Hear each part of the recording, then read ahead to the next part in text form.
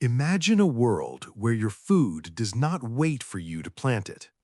Imagine a vegetable that refuses to die even when buried under 2 feet of snow in the dead of winter. Imagine a crop that treats the modern industrial food system with absolute mockery because it knows something that modern agriculture has conveniently forgotten. For over 70 years, you have been trained to believe a lie. You've been told that onions were weak. You believe they must be bought in plastic mesh bags from the supermarket, flown in from halfway across the world. Or, if you are a gardener, you believe they must be painstakingly grown from fragile black seeds that require perfect soil, endless weeding, and delicate hands. That is a deception. The supermarket does not sell the plant I'm about to show you. In fact, they cannot sell it. Not because it is rare, but because it is dangerous to their business model. It is too independent. It is too resilient. If you buy this plant once, you never have to buy it again for the rest of your life. It is the ultimate asset of culinary independence.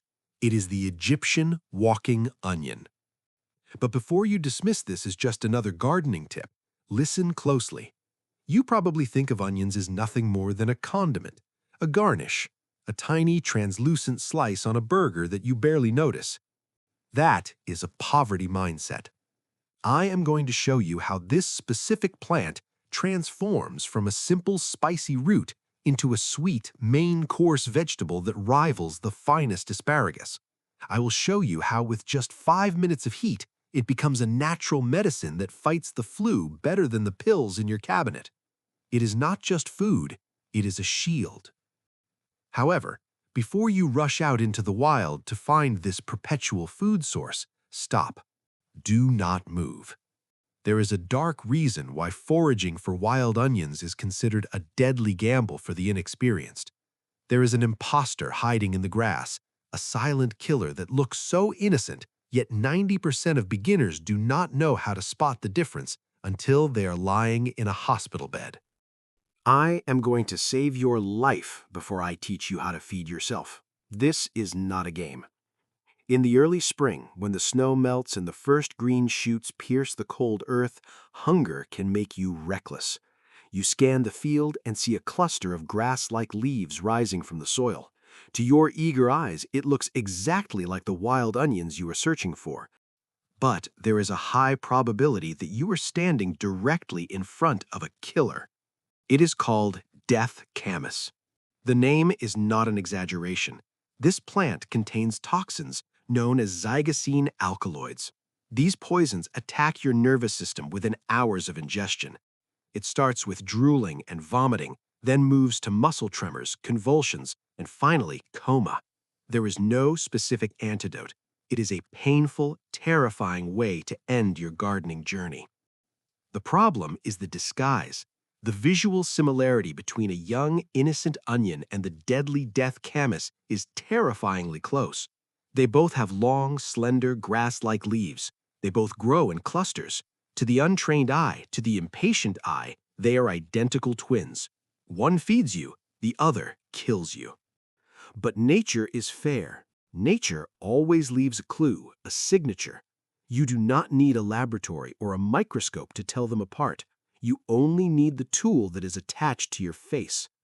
This is the rule that you must burn into your memory right now. It is called the Sniff test.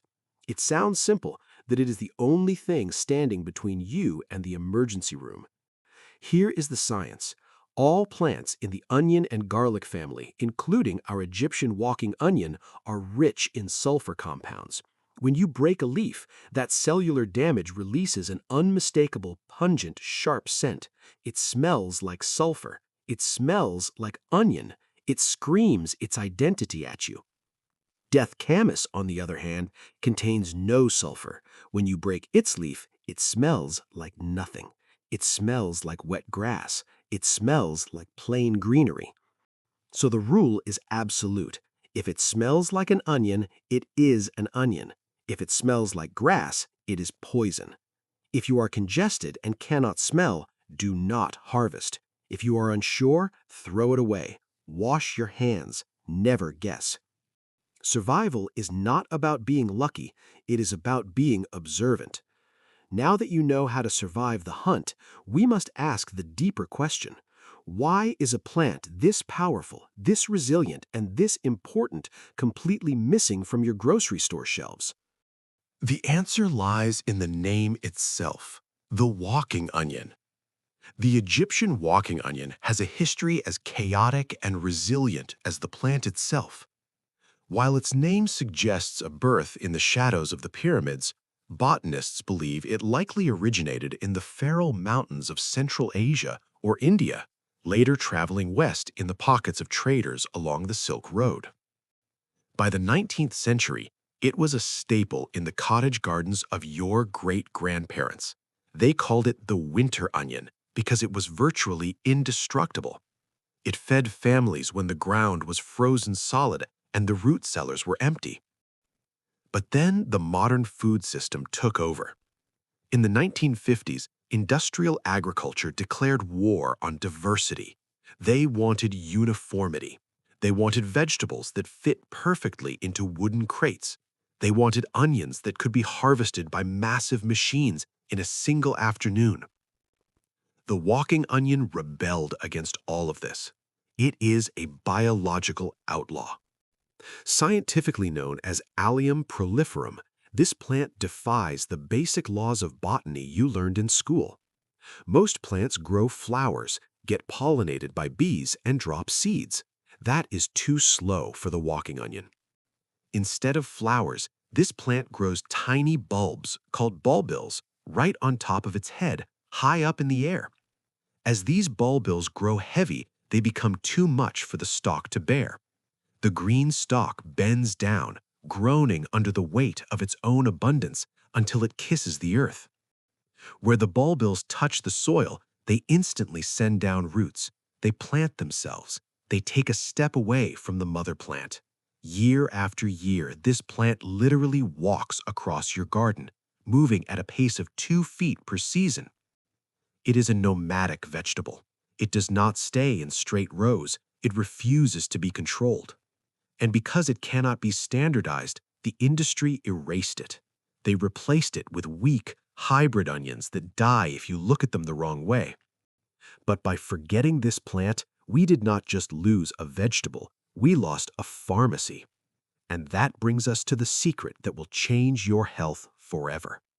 Most people today look at an onion and see a tear-jerking garnish. That is a mistake. The Egyptian walking onion is not just food. It is a concentrated weapon against disease. In its raw state, it is packed with quercetin and sulfur compounds. When you crush it, it releases allicin, nature's most potent antibiotic. For centuries, this was the poor man's penicillin, a shield against respiratory infections when doctors were too far away. But I know what you're thinking. It is too spicy. It burns. That is because you do not know the chemistry of heat. Let me teach you the technique of the blanch. Take the thick green stalks and the young white bulbs. Do not chop them into tiny bits. Keep them whole. Drop them into a pot of boiling water for just 5 minutes, or throw them on a hot grill until they're charred. Something miraculous happens in that heat. The sulfur bonds break down. The aggression fades away. The bite disappears.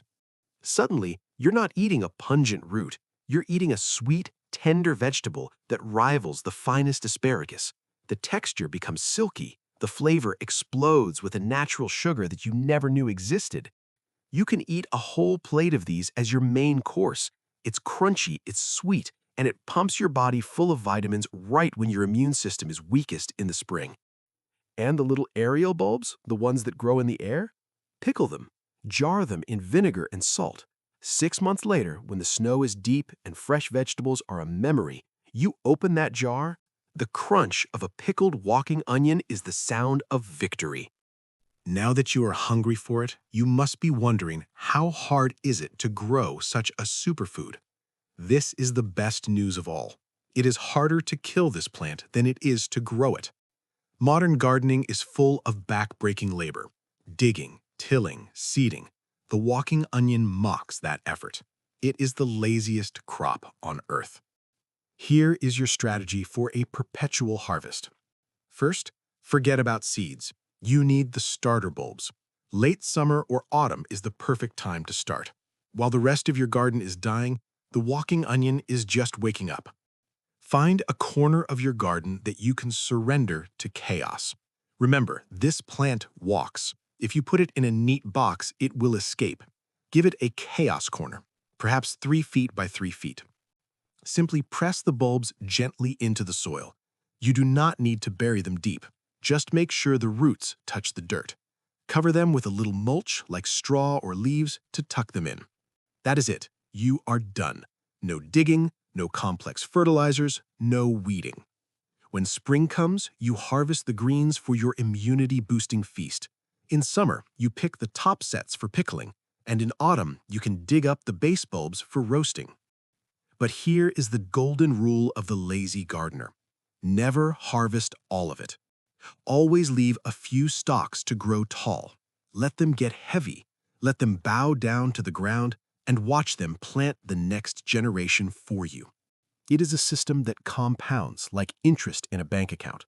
1 bulb becomes 5, 5 become 25, 25 become 100. It is relentless. It is aggressive. It is the most beautiful invasion you will ever witness. Planting this is not just gardening. It is a declaration of independence. It is proof that you can feed yourself forever without spending another dime. The system offers you weak, watery vegetables. Nature offers you an unkillable warrior. The choice is yours. Will you keep renting your food, or will you finally own it? Knowledge is not lost. It is simply waiting for you to remember.